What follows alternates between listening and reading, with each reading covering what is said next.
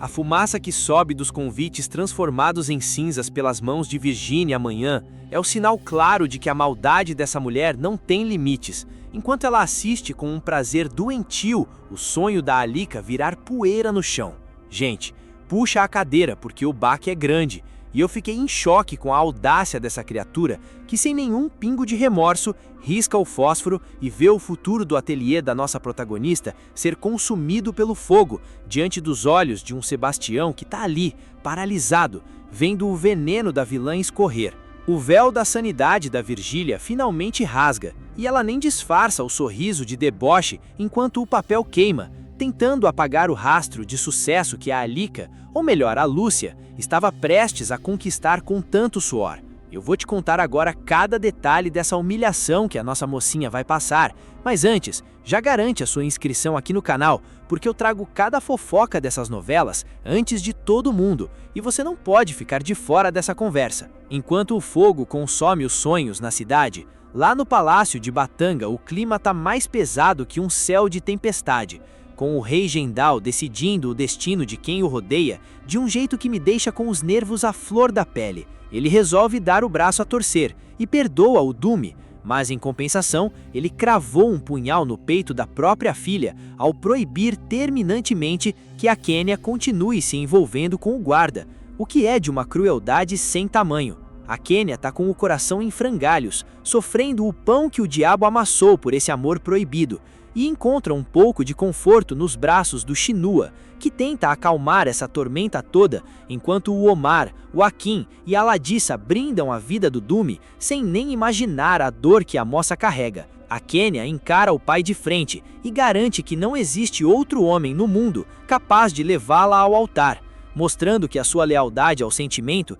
é muito maior que qualquer coroa. E eu quero saber de vocês aqui nos comentários. Ela tá certa em desafiar o rei ou deveria baixar a cabeça por obediência? Mas olha, se vocês acham que a Virgínia é a única cobra desse jardim, é porque ainda não pararam para analisar o jogo sujo que o Mirinho tá fazendo por baixo dos panos, agindo como se fosse um anjo caído do céu na vida da Alika. A nossa mocinha abre o peito para a Niara e confessa que se sente presa por uma gratidão eterna com o rapaz por tudo o que ele fez pela sua mãe, sem perceber que está sendo enrolada por uma teia de aranha muito bem tecida. A Salma, que não nasceu ontem e tem um faro de detetive para gente falsa, já começa a torcer o nariz para esse comportamento santinho demais do Mirinho, desconfiando que existe algo de muito podre escondido atrás daquele sorriso de bom moço. Se você não quer perder o desfecho dessa briga e quer ver essa gente falsa sendo desmascarada, já deixa o seu joinha e se inscreve para não perder nenhum detalhe que eu vou soltar aqui. O Tonho, coitado, tá andando em brasas e manda um recado urgente para o Casemiro, implorando por recursos. Só que o Mirinho, que é mais ligeiro que um rastro de pólvora, intercepta o telegrama com uma cara de pau que me dá até arrepios. O rapaz fica ali, esperando uma resposta que nunca vem, sem saber que o seu maior rival está sabotando as suas chances de estar presente na inauguração do ateliê da Alika, o que é de uma baixeza sem precedentes. O Sebastião tenta até colocar um pouco de juízo na cabeça da Virgínia e faz ela desconfiar do Mirinho. Mas a obsessão da vilã em destruir a Alika é tão grande que ela nem consegue ver que está se aliando a alguém que pode ser tão perigoso quanto ela mesma. O clima de desconfiança na cidade cresce como uma bola de neve, e eu fico aqui pensando como a Alika consegue ser tão ingênua a ponto de não ver as garras do Mirinho crescendo bem na frente dela. Vocês também sentem essa agonia de querer avisar a personagem?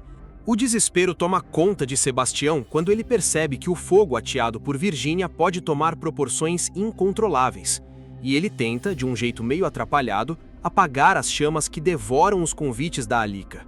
Enquanto isso, o Tonho tá com os nervos em frangalhos, sentindo o peso da falta de notícias do Casemiro e o medo de decepcionar a mulher que ama em um dia que deveria ser de celebração absoluta. A Virgínia, com o veneno sempre pronto na língua, vai tirar satisfação com o Milinho sobre a ajuda que ele anda dando para a Alika e a Niara, mas o Fabrício entra na jogada e acoberta o amigo com uma mentira tão bem contada que a vilã acaba caindo na lábia deles por enquanto. Em Batanga, a Quenya não aguenta mais a pressão do palácio e foge no meio da noite para se encontrar com o Dume, Mas o que ela recebe é um balde de água gelada quando o guarda afirma com uma frieza de gelo que não sente nada por ela. A cidade inteira entra em um estado de paranoia coletiva porque começa a correr o boato de que existe um cangaceio perigoso sendo escondido por algum morador, o que deixa todo mundo com os olhos bem abertos e a mão na cintura.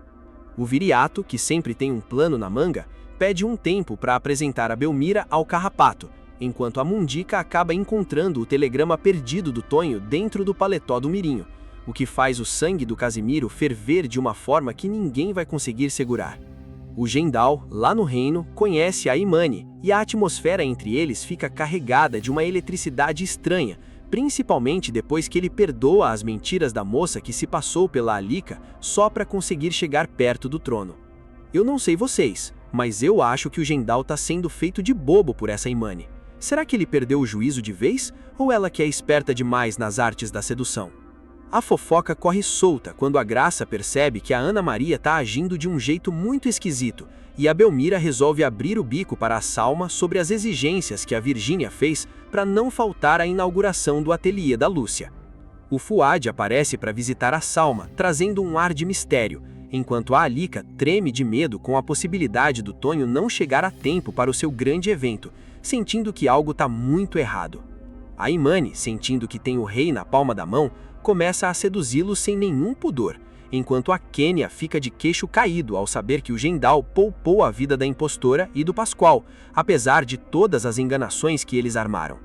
O plano de Imane e Pascoal tá dando certo demais, e eles comemoram o sucesso da farsa, enquanto a Salma finalmente revela para a Alika que a Virgínia agiu na sombra para sabotar cada convite da festa. O embate entre o Mirinho e a Virgínia ganha cores de guerra quando ele resolve confrontá-la sobre a sabotagem, mas o clima muda completamente quando Tonho finalmente pisa na cidade para o evento da Alika. Só que a nossa mocinha tem que encarar a realidade dura de que ninguém apareceu para a inauguração porque os convites nunca chegaram às mãos das pessoas, e o Mirinho fica se remoendo de inveja ao ver o casal unido apesar de toda a sua interferência. Mas olhem só que reviravolta. No meio dessa tristeza toda, a Alika e o Tonho decidem se entregar à paixão e têm a sua primeira noite de amor. Um momento de entrega total que promete mudar o rumo da história deles para sempre. O clima entre quatro paredes ferve enquanto lá fora as fofocas continuam a 1000 por hora, com o Viriato querendo saber do Sebastião quem foi que realmente entregou os convites que nunca chegaram ao destino. A Aurilinda não consegue guardar o segredo por muito tempo e solta a bomba para a Marta e o Diógenes sobre a sabotagem da Virgínia, deixando os dois em um estado de choque absoluto com a ruindade da moça. A Caetana também entra na dança e começa a plantar sementes de desconfiança na cabeça do Tonho sobre o Mirinho, o que faz o rapaz ficar com a orelha em pé e começar a ligar os pontos que estavam soltos. A Alika, sentindo que não pode mais viver em uma mentira, afirma para a Niara que precisa abrir o jogo com o Tonho sobre a sua verdadeira identidade. Mas o José intervém com uma mão de ferro e proíbe que ela fale qualquer coisa sobre a sua família de Batanga. O medo do José é que a verdade coloque o pescoço de todos em risco. E eu pergunto a você, ele está certo em proteger a família? Ou a Alika deveria ser honesta com o homem que ama custe o que custar? A tensão só aumenta quando o José avisa que o risco é real e que a revelação poderia destruir tudo o que eles construíram, enquanto a Graça tenta convencer o Mirino a focar no seu casamento com a Virgínia, para evitar mais confusão. O Pascoal começa a cercar a Imane com avisos perigosos sobre a Quênia, enquanto o Dume e o Burak costuram um plano de fuga para o Omar, que promete agitar as fronteiras do reino de um jeito que ninguém espera. A Marta e o Diógenes ficam matutando um jeito de dar um corretivo na Virgínia por tudo que ela fez contra a Alika, e decidem encomendar vários vestidos para tentar compensar o prejuízo do ateliê. O Viriato está sendo pressionado pelo Carrapato e tenta criar coragem para contar toda a verdade para a Belmira sobre quem é o seu verdadeiro pai, o que vai ser um choque de realidade daqueles que a gente gosta de ver. O véu da mentira finalmente rasga entre o casal principal, quando o Tonho confronta a Alika sobre aquela viagem misteriosa com o Mirinho, e o que era para ser um mar de rosas vira uma discussão acalorada que deixa os dois magoados. O Tonho acaba pedindo perdão depois da explosão, mas a Alika não engole o desaforo tão fácil e deixa claro que não aceita ser alvo das desconfianças dele, mostrando que ela tem um espinho guardado no peito. Lá em Batanga, o Pascoal arma uma cilada terrível contra a Imani e consegue fazer com que o rei Gendal e a Quenya percam completamente a fé na inocência da moça, o que gera uma confusão generalizada no palácio. O clima de traição está em todo lugar, e a Salma vira o ombro amigo da Alika nesse momento de crise, ouvindo todos os desabafos sobre a briga feia que ela teve com seu grande amor. A situação da Imani fica desesperadora, e ela implora por misericórdia, mas o Gendal está cego de ódio e ordena que o Dumi execute a moça de uma vez por todas, o que é um choque para todo mundo que achava que ela tinha o rei na palma da mão. O rei ainda tenta fazer um pacto sombrio com o Pascoal para vigiar cada passo do Dumi, mostrando que ele não confia em mais ninguém dentro daquelas paredes de pedra. E como se não bastasse todo esse drama humano, o José traz a notícia definitiva que vai mudar o jogo. O Nilo Peçanha escancarou para a imprensa mundial sobre o golpe de estado em Batanga, o que significa que o esconderijo deles não é mais seguro. Gente, o destino da Alika agora está pendurado por um fio, e eu quero saber o que vocês acham que vai acontecer quando o Tonho descobrir que ela é uma refugiada política. Comenta aqui embaixo, compartilha esse roteiro no grupo da novela e a gente se vê no próximo vídeo com mais revelações de tirar o fôlego.